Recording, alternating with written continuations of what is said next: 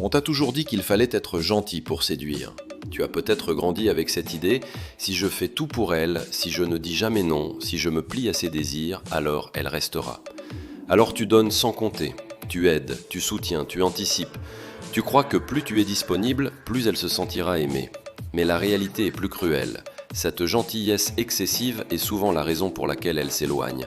Non pas parce qu'elle aime les hommes durs ou cruels, mais parce qu'un homme qui veut trop plaire perd son pouvoir intérieur. La gentillesse n'est pas le problème. Le problème, ce sont les erreurs qui se cachent derrière cette attitude. Tu t'effaces, tu refuses de poser des limites, tu cherches sans cesse sa validation, tu t'exposes trop tôt, sans mystère, tu sacrifies ta mission pour elle. Ces erreurs ne te rendent pas attirant, elles te rendent prévisible, étouffant et parfois même invisible. Un homme stoïcien sait qu'on peut être bon sans se renier, généreux sans se soumettre. Car la vraie gentillesse attire, mais la gentillesse sans force fait fuir. Aujourd'hui, nous allons voir ensemble les 5 erreurs fatales qui font fuir une femme quand tu es trop gentil et comment les corriger pour rester maître de toi. S'effacer pour plaire. La première erreur du trop gentil, c'est de s'effacer, de mettre ses goûts, ses passions, ses projets de côté pour correspondre à ce que tu crois qu'elle attend. Au début, elle peut trouver ça flatteur, mais très vite, elle perd le respect. Pourquoi ? Parce qu'une femme ne veut pas d'un double d'elle-même, elle veut un homme qui a une identité propre. Exemple, Paul adorait voyager. Quand il a rencontré Sophie qui préférait rester chez elle, il a abandonné ses envies de découvrir le monde. Au lieu de se sentir aimée, Sophie s'est sentie étouffée, car un homme qui se renie pour plaire devient vide. Autre exemple, Karim adorait la musique, mais sa compagne critiquait son groupe de rock amateur. Par peur de la perdre, il a arrêté. Des années plus tard, il disait « Je ne sais plus qui je suis ». Le stoïcien, lui, aime sans se renier. Il dit oui quand il choisit et non quand il le faut. Il comprend que céder sur tout, c'est perdre son âme. Épictète disait « Celui qui ne s'appartient pas est l'esclave de tous ». Si tu t'effaces pour plaire, tu ne gagnes pas son amour, tu perds son admiration. Ne pas poser de limites. La deuxième erreur du trop gentil, c'est de tolérer l'intolérable. Tu excuses les retards, les paroles blessantes, les manques de respect. Tu crois que pardonner sans cesse te rend aimable. Mais chaque limite franchie diminue ta valeur. Une femme teste inconsciemment jusqu'où elle peut aller. Si tu ne poses jamais de cadre, elle comprend que tu ne crois pas en ta propre dignité. Exemple, Julien acceptait que sa compagne annule leur rendez-vous au dernier moment, sans jamais réagir. Il pensait, c'est ça, aimer sans condition. Mais en réalité, elle perdait du respect pour lui chaque jour. Autre exemple, Mathieu supportait des crises de jalousie injustifiées. Il se taisait pour éviter les conflits. Sa compagne disait elle-même « Je peux tout lui faire, il ne dit jamais rien ». Le stoïcien, lui, n'élève pas la voix, il ne se vexe pas, mais il fixe des frontières, calmement, fermement. Sénèque écrivait « Celui qui tolère l'injustice en est complice ». Ne pas poser de limites, ce n'est pas aimer, c'est te renier.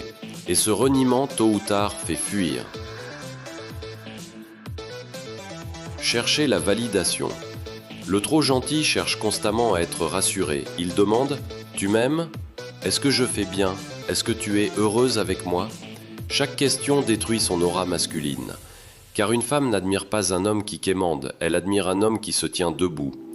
Exemple, Antoine envoyait 10 messages par jour pour vérifier si sa compagne pensait à lui. Elle disait « Il est gentil, mais il n'a pas confiance en lui ». Elle a fini par s'éloigner. Autre exemple, Lucas passait son temps à offrir des cadeaux, non par générosité, mais pour acheter de l'amour.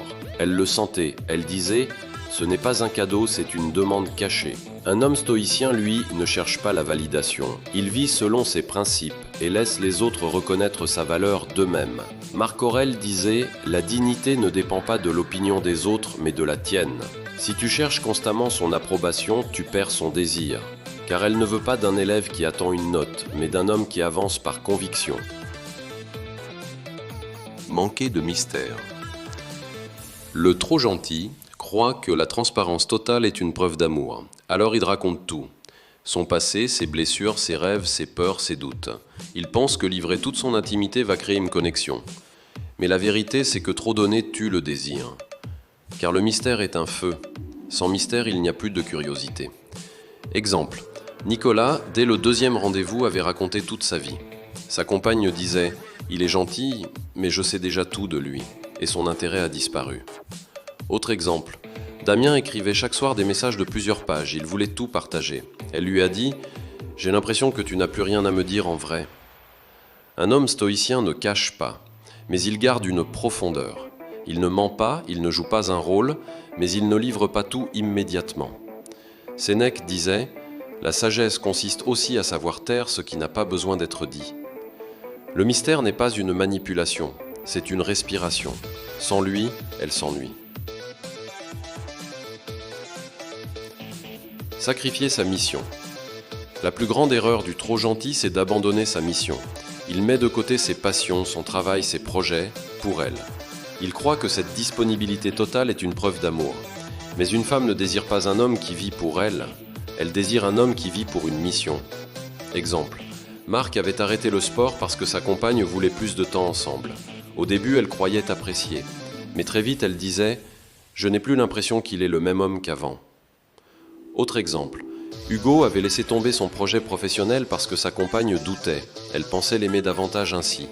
Mais elle avait perdu l'admiration qu'elle avait pour lui. Un homme stoïcien sait aimer sans se perdre.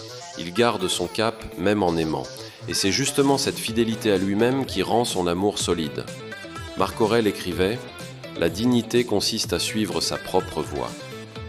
Un homme sans mission n'inspire pas, il s'efface, et tôt ou tard, elle fuit. Conclusion.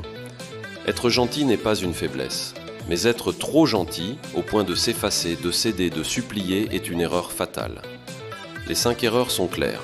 S'effacer pour plaire, ne pas poser de limites, chercher la validation, manquer de mystère, sacrifier sa mission. Un homme faible croit que la gentillesse suffit. Un homme stoïcien sait que la gentillesse doit s'accompagner de force, de cadre et de respect de soi.